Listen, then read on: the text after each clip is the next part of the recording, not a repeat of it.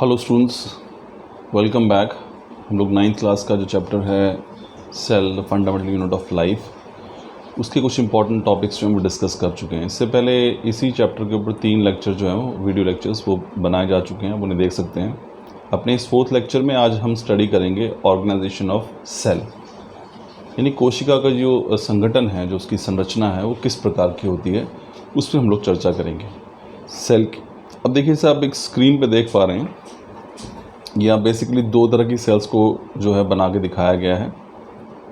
एक हमारे पास animal cell है, जो एनिमल्स के अंदर, यानी जो एनिमल्स की सेल होती हैं कुछ वैसी नज़र आती हैं जो आपके स्क्रीन के लेफ़्ट साइड पे है।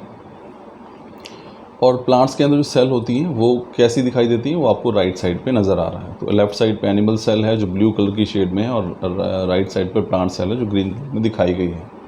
तो हम इन्हीं के सेल के बारे में डिटेल ऑर्गेनाइजेशन हम लोग स्टडी करते हैं। सो लेट अस बिगिन के सेल के अंदर कौन कौन से इंपॉर्टेंट फीचर्स होते हैं उनको हम लोग स्टडी करते हैं। तो as you can see on screen, a cell contains 3 features. जो कोई भी सेल होती है उसके अंदर मुख्य रूप से 3 चीज़ें अवश्य होती हैं।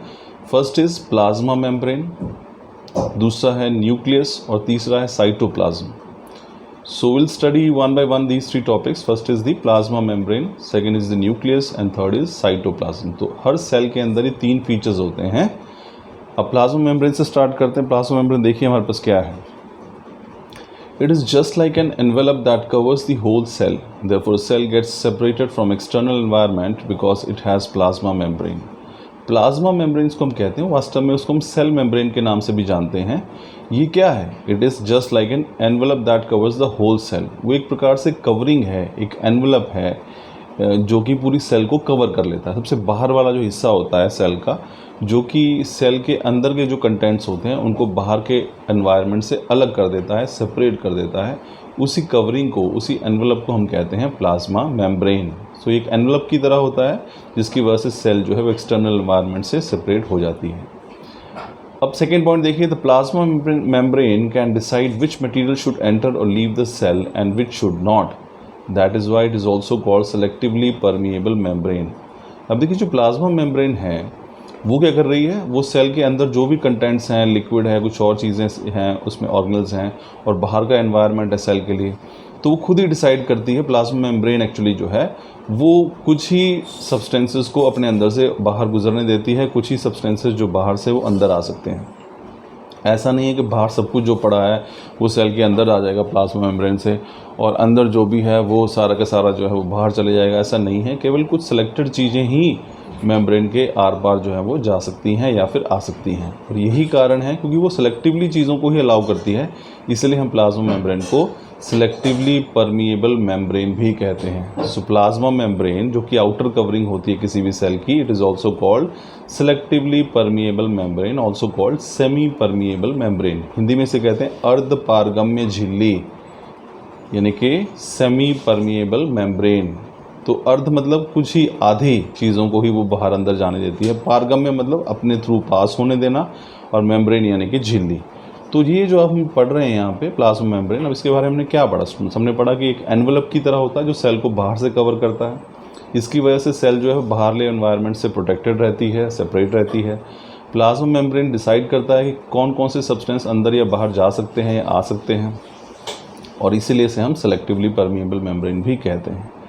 अभी मेम्ब्रेन की बनावट कैसी होती है कि जिसके आर पार जो है चीज़ें जा सकती हैं, कुछ सिलेक्टेड चीज़ें आ सकती हैं, तो उसको एक्सप्लेन करने के लिए बहुत सारे मॉडल जो हैं प्रस्तुत किए गए। तो ऐसा ही एक मॉडल हमारे पास है जो हम स्टडी करेंगे। बहुत ज़्यादा डिटेल में आपको जानने की आवश्यकता नहीं है, मुख्य मुख्य बातें जो है वो हम पढ़ेंगे। तो प्लाज्मा मेम्ब्रेन के स्ट्रक्चर को एक्सप्लेन करने के लिए जो है एक मॉडल प्रस्तुत किया गया, नाम था fluid mosaic model of plasma membrane. तो इसे फ्लूइड मोज़ेक मॉडल कहा गया। अब ये मॉडल क्या है?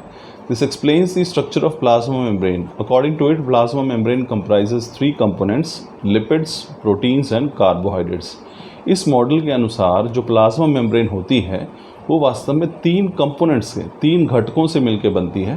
पहला है लिपिड्स, जिसको आप फैट्स भी कह देते हैं, दूसरा प्रोटीन्स है, और तीसरा है कार्बोहाइड्रेट्स। तो कार्बोहाइड्रेट्स, लिपिड्स और प्रोटीन से मिलकर बनती है प्लाज्मा मेम्ब्रेन। ये कौन कह रहा है? ये कह रहा है फ्लूइड मोज़ेक मॉडल। ये कंपोनेंट्स जो हैं they can flow freely and fluidly inside the cell membrane. तीनों जो कंपोनेंट्स हैं कौन कौन से? कार्बोहाइड्रेट्स हैं, प्रोटीन्स हैं और हमारे पास लिपिड्स हैं। ये तीनों कंपोनेंट्स बिल्कुल फ्रीली जो है सेल के आर पार जो है मूव कर सकते हैं। और इसमें जो लिपिड्स होते हैं वो दो प्रकार के होते हैं। कि होता है हमारे पास फॉस्फोलिपिड जिसे कहते हैं, जैसे आप देख सकते हैं ब्लू कलर से इसे किया गया। तो फॉस्फोलिपिड्स जो हैं ये हमारे पास क्या है, it is a lipid made up of glycerol, 2 fatty acid and phosphate. Phospholipid, इसमें जो हमने कहा कि प्लाज्मा मेम्ब्रेन में लिपिड भी पाए जाते हैं। तो लिपिड कैसे होते हैं, दो प्रकार के हैं फॉस्फोलिपिड्स। फॉस्फोलिपिड्स वास्तव में क्या है, ये है मिश्रण तीन चीज़ों का, ग्लिसरॉल, 2 फैटी एसिड और phosphate group. It creates a semi permeable membrane that allows the flow of only certain material inside and outside the cell. यही फॉस्फोलिपिड्स जो हैं प्लाज्मा मेम्ब्रेन को सेमी परमिएबल बनाते हैं, यानी कि सेलेक्टिवली परमिएबल बनाते हैं। और फॉस्फोलिपिड्स की वजह से ही केवल कुछ चुने हुए मटेरियल्स या कंपोनेंट्स जो हैं वही सेल के आर पार आ जा सकते हैं। दूसरा देखिए लिपिड कौन सा है, वो है cholesterol. It is a lipid that provides fluidity to the surface of plasma membrane. तो कोलेस्ट्रॉल की वजह से ही जो फ्लूइडिटी है, यानी फ्लो करने की क्षमता जो होती है कंपोनेंट्स की, वो प्रदान की जाती है सेल मेम्ब्रेन को। नेक्स्ट पॉइंट देखिए, the proteins act as receptors of the cell and help in transportation across the cell membrane. Protein जो है वो एक रिसेप्टर का काम करते हैं सेल के अंदर, और वो हेल्प करते हैं ट्रांसपोर्टेशन में, ताकि सेल के आर पार ट्रांसपोर्टेशन हो सके। The carbohydrates attach themselves with the lipids and proteins and found on extra cellular side of membrane.